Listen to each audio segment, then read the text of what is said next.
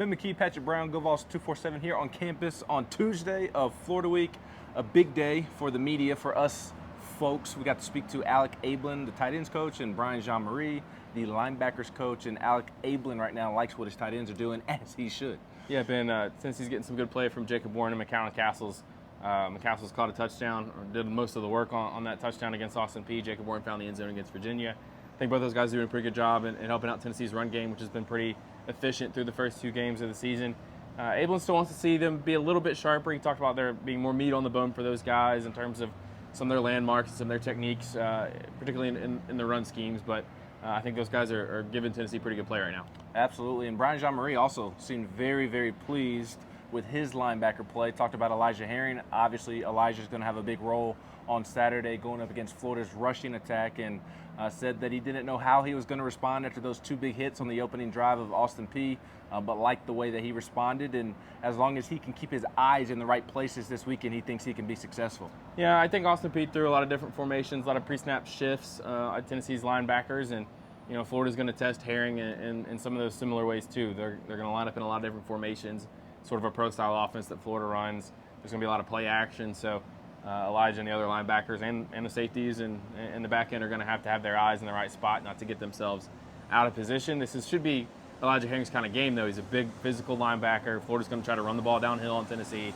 but they're going to need him to continue to kind of come along and be a good communicator, be a little bit more vocal, as Jean-Marie said, and this is a big game for him as he steps into his first start in an SEC game. Yeah, and he also said that he's not going to play guys just to play guys at that spot. They're going to earn it in practice, and they're going to play guys that they think can win, help them win. And obviously, if he's saying that, but also playing 3, 4, 5 guys, then you know that he really likes the depth of that position.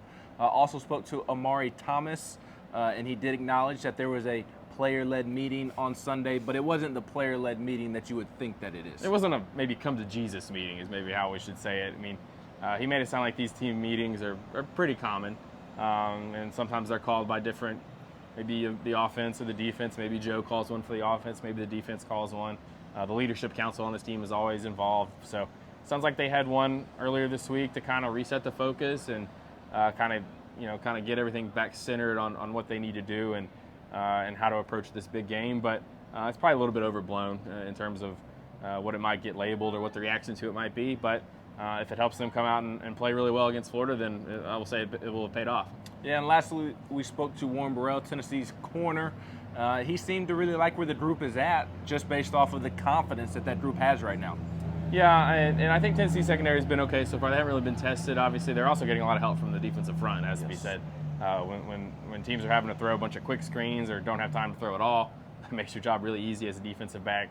You did ask him about are they coached to turn around or not on deep balls, and he kind of said that it kind of varies from receiver to receiver, but also defensive back to defensive back, because some guys maybe have more in their toolbox and are maybe better or maybe more comfortable turning and running. Other guys are going to sit and maybe try to stay in phase with the receiver and watch the receiver's eyes, the receiver's hands, and react that way. So that was obviously a topic with Kamal Hadden getting a couple of pass interference penalties the other night when he didn't turn around, and when he did turn around, he got a pick. I'm sure a lot of people are saying, well, why don't they just turn around all the time? It's not that simple, and Burrell made it sound like it varies player to player and game to game and receiver to receiver, depending on who you're guarding. Plenty of coverage of Tennessee Florida Week is up on the site of Go Vols 247, and we will continue to have plenty of coverage all week long, leading you into Saturday night. He's Patrick Brown. I'm Ben McKee.